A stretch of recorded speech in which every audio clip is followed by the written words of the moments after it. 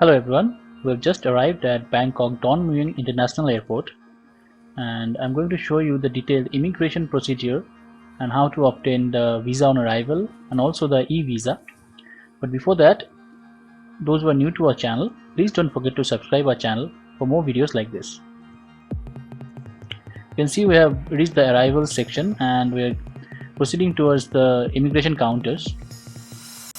It's a long walk from the arrival gates and often people tend to run from here because there's a huge queue at the visa on arrival counter. Thailand offers visa on arrival to citizens of around 19 nationalities, which includes India and China. This number tends to vary often because the visa policies change. And currently there is an exemption on the visa on arrival fee, which is 2000 baht. It's exempted till 31st October. There's also the facility of e-visa on arrival, for which you have to pay a service fee of 600 baht and you can skip the waiting and the queue at the airport, just like these lazy people. For the EVOA, you have to apply online and the links are given in the description with all the details. Well, after a successful application, this is what you will get on your mail. The email address that you have given in the online visa application form. This mail will be sent to you if you are approved, of course. And there will be a QR code. You can see the QR code and your particulars will also be given, your application number, approval number, and your details like your name, passport number, etc., the airport you are arriving, and the approval code. So this is very important. Maybe during the first mail you will not see the QR code. It happened with all four of us. We applied from separate places, but happened with all four of us. The same thing happened. So don't get alarmed. Just go back to the website, eVisa Thailand website, and log in with your credentials and click resend approval mail. So again the mail will be sent to you and this time it will be okay. You can see the QR code. It happened with all four of us and we did the same thing and next time it came okay. So don't get panicked. Just go to the original site and click resend. So once you got this mail, you need to print out a hard copy of this email and take it along with you. And below this mail you will find a TM88 form which you also need to download and print. This is how it looks like. For those who have applied for e-visa, there will be an approval code at the top right corner and the barcode will be there. You can see out here, and there will be space for a photograph. You have to paste your photograph and all your particulars will also be already filled up in the form, so you don't have to fill up anything. So you just need to take this form, a printout copy of this form, paste your photograph and take it to the immigration counter along with your passport and other documents. An important thing about the photograph is that you should check the website for the photograph details, because it's not like the regular Indian passport size photograph. It's different. The size is quite different and the face proportion and the percentage of face that should be in the picture is also specifically mentioned out there, which photographs will work, which won't. You can see that in the e-visa website, so you should check that before getting a photograph done.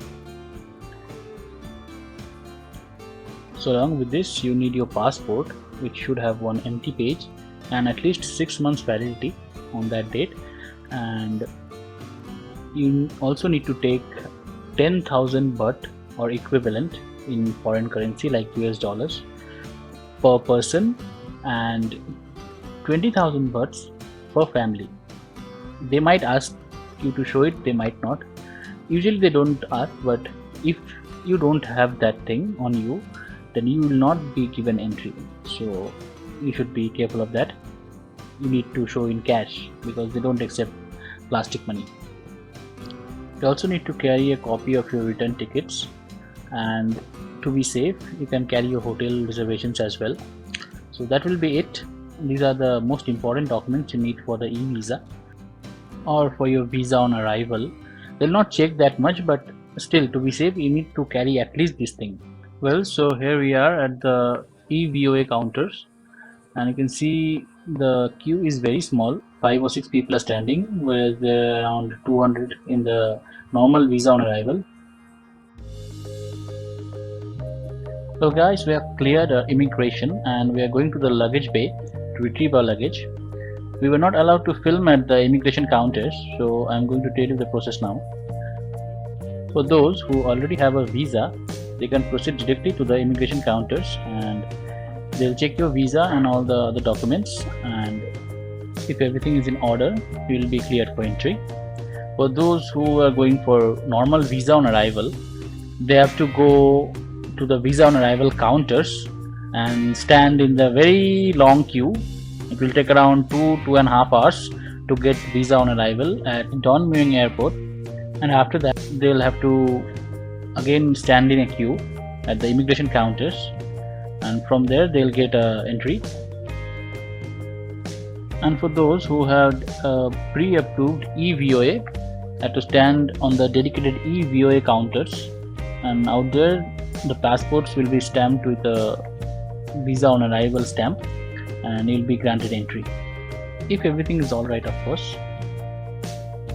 Another important point I should mention is that you will be given an arrival departure card while you are in the aircraft before entering Thailand, and you have to fill that up and you have to present the same during immigration at the immigration counter. And they'll keep the arrival part and give you back the departure part, which looks like this, and you have to keep this departure part with you safely till you leave Thailand, because when you pass through immigration before leaving Thailand, you have to submit that card and they'll take it back. You have to keep that very safe. So guys, those are the things that you should know for immigration to Thailand at Don Mueang International Airport in Bangkok, or for that matter any other airport in Bangkok or in Thailand. And we have completed our immigration process, so we are now inside Thailand, and you can see we are proceeding to the arrival hall. Now, Don Mueang Airport is one of the older airports in Bangkok, but it's still very well maintained. You can see everything is quite neat and clean out here.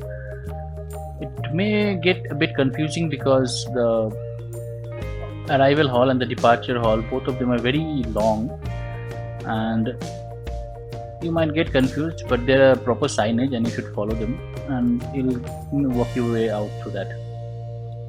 There are ATMs and money exchange counters at both the arrival and departure halls, but I don't know about the rates because I didn't exchange from here.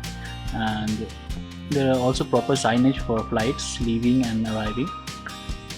And there is also a hotel inside the airport. You can see the Amari Hotel is quite well known amongst people who travel to Bangkok Don Mueang Airport, and you can stay in the hotel if you have a transit flight to catch, but it's a bit expensive compared to the other options you get outside, and especially if you're on a budget, which we were, and we chose to stay outside.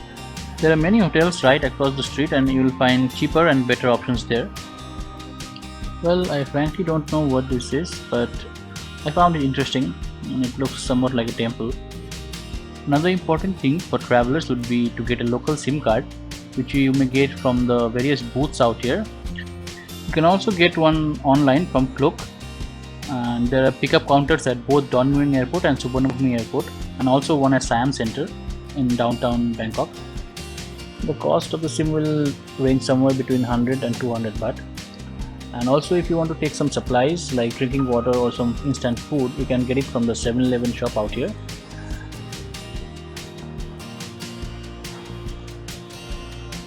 So now it's time for us to exit the terminal building.